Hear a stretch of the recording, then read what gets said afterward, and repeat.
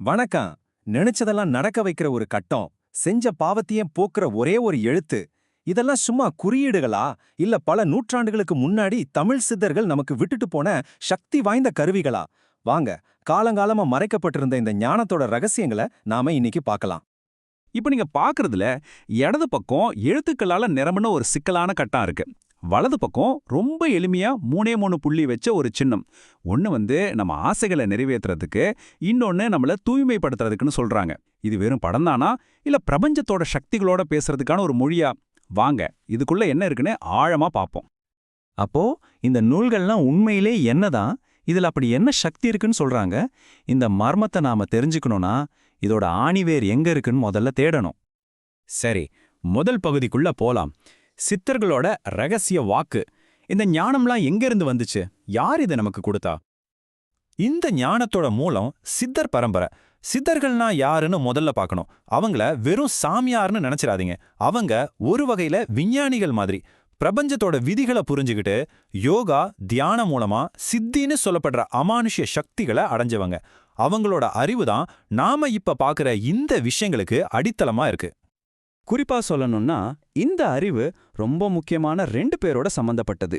ஒருத்தர் சித்தர்களுக்கெல்லாம் தலைவர்னு மதிக்கப்படுற அகத்திய மாமுனிவர், இன்னொருத்தர் அவரோட மிக முக்கியமான ஷீடரான தேரையர் சித்தர். இந்த குரு சிஷ்ய பரம்பரை தான் இந்த அறிவுக்கு ஒரு நம்பகத்தன்மையை கொடுக்குது. அடுத்ததா பகுதி 2, நிறைவேற்றும் யந்திரம். ஒரு கோடு, ஒரு கட்டம். இத வச்சு நாம நினைச்சதை அடைய முடியுமா என்னன்னு பாப்போம் வாங்க. இந்த கட்டத்தை தான் யந்திரம்னு சொல்றாங்க. ஒரு ஆன்மீக சர்க்கியூட் போர்டு மாதிரி இதை நீங்க கற்பனை பண்ணிக்கலாம். பிரபஞ்ச ஆற்றலை தனக்குள்ள ஈர்த்து ஒரு குறிப்பிட்ட இலக்க நோக்கி அதை செலுத்துற ஒரு கருவி. இது சும்மா கோடுகளும் எழுத்துகளும் இல்ல, இது ஒரு சக்தியோட ப்ளூ பிரிண்ட். இந்த யந்திரம் என்ன வாக்குறுதி கொடுக்குதுன்னு பாருங்களேன்.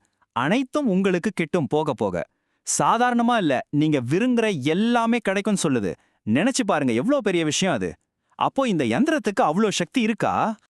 இந்த யந்திரத்தோட இதயமே இந்த எழுத்துக்கட்டம் தான்.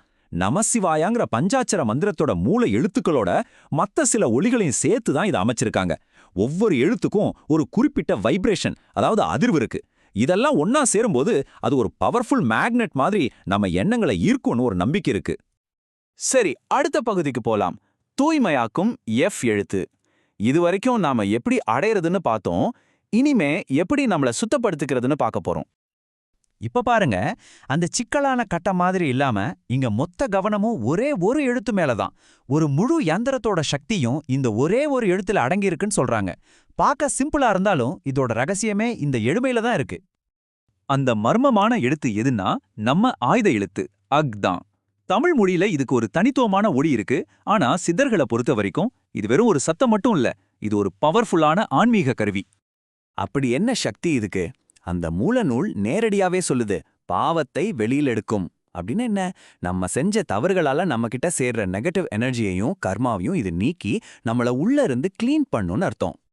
இதுல இன்னும் 2 ஸ்பெஷலான விஷயங்கள் இருக்கு. ஒன்னு, இது அகத்தியரோட உயிரெழுத்துன்னு சொல்லப்படுது. 2வது, அந்த உயிராற்றல் இருக்கிறதால தான் இதை நம்ம உச்சரிக்கும் போது நம்ம உடம்புல மனசுல இருக்கிற எல்லா அழுக்கையும் வெளியேற்றுற சக்தி இதுக்கு கிடைக்கும். இது ஒரு முழுமையான சுத்திகரிப்பு. சரி, இப்ப நாம கடைசி பகுதிக்கு வந்துட்டோம். நம்பிக்கையின் கருவிகள். ஒன்னு எல்லாத்தையும் அடைய வைக்குது, இன்னொன்னு எல்லாத்தையும் தூய்மைப்படுத்துது. இது 2க்கும் என்ன சம்பந்தம்? இப்ப இந்த 2 வழிகளையும் நாம ஒப்பிட்டு பார்க்கலாம். ஒரு பக்கம் அந்த யந்திரம் சிக்கலான கட்டங்களை வச்சு வெளியுலக வெற்றிகளை நமக்கு இழுத்து கொடுக்குது.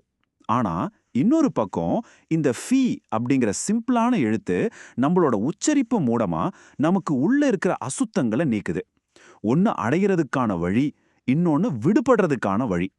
2மே ஒரே சித்தர் மரபோட 2 பக்கங்கள் மாதிரி தான். அப்போ நாம இன்னைக்கு பார்த்த இந்த சின்னங்கள்லாம் வெறும் பழங்கதையா, இல்ல இந்த சயின்ஸ் உலகத்திலையும் நம்மளோட நம்பிக்கைக்கும் மன அமைதிக்கும் இதெல்லாம் ஒரு கருவியா இருக்கா? ஒரு கட்டமும் ஒரு எழுத்தும் ஒருத்தரோட வாழ்க்கையே மாத்த முடியுங்கிற நம்பிக்கை இன்னைக்கும் நம்மகிட்ட இருக்கா? இந்த கேள்விக்கான பதில் உங்ககிட்ட தான் இருக்கு.